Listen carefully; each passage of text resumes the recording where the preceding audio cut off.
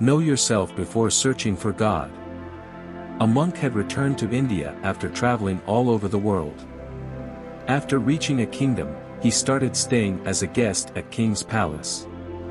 One day King went to monk and said, "I have a request." King said, "I want to meet God. I don't want any explanation on how to. I just want to meet God directly. Can you help me to meet God?" Monk smiled and asked, "Sure. Do you want to meet God now or after a while?" King said, "Sorry, maybe you didn't understand. I am talking about the Supreme Father, Supreme Soul. Have you not understood that I am talking God?" Monk said, "Excellency, there is no scope to forget. This is my work. So you decided if you want to meet now or after a while." Monk then said, "You have been eager to meet for 20 years and today the time has come, so meet. So why not meet now?" King took courage. He said, "Well, I want to meet God now, please help me to meet him." Monk said, "Okay. Now, please write your name and address on this small piece of paper so that I can convey to God who you are." King wrote down his name, address to his palace, his introduction, his titles, and gave it to Monk. After reading it, Monk said, "Sir, all these things which you wrote on paper seems to be false and untrue." Monk said, "If you change your name, will you change? Will your consciousness, your being, your personality become different?" King replied, "No, why would I change by changing the name? Name is name, I am me." Monk said, "So, one thing has been decided, that the name is not your introduction, because you do not change because of its change. Now, tell me, today you are a king, tomorrow you become a village beggar, will you change?" King said, "No, even if the kingdom will go away, I will become a beggar, but why would I change? I am who I am. What I am after being a king, I will be the same even after being a beggar. There will be no house, no kingdom, no wealth. But me? I will remain what I am."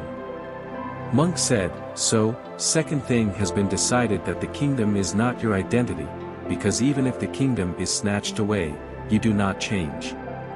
Now tell me, what is your age?" King replied, 40 years. Monk said, "So after being 50 years old, will you become another? 20 years, or when you were children then were you someone else?" King said, "No. Age changes, body changes, but me. What I was in childhood, what was inside me, is still there today." Monk said, "Then age is no longer your identity, body is also no longer your identity. Then who are you? If you write it, I will send it to God, otherwise I will also be called a liar with you. None of this introduction is yours." King said, "Then it became very difficult.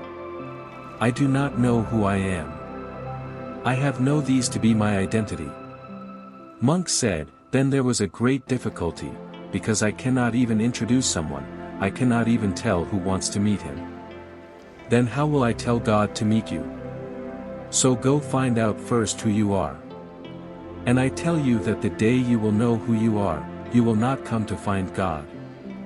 When we truly understand ourselves, we also come to know what is God. Question yourself, who am I? Begin with who you are not." An Indian Hindu sage Raman Maharishi say that when you start asking yourself the question, who am I, and continue to inquire about its answer, you will see a drastic change in your thinking. Falsehoods will slowly dissipate, disconnecting from your life, and what is true will eventually manifest to you. The truth is not about these minor things like I want this, and I want that. The truth is about what life is, what death is, what God is, what the universe is, and what desires, thoughts, and feelings are. All of these are covered in one question: who am I? If you sincerely begin to delve into this question, you win. Whether or not you receive answers, leave that.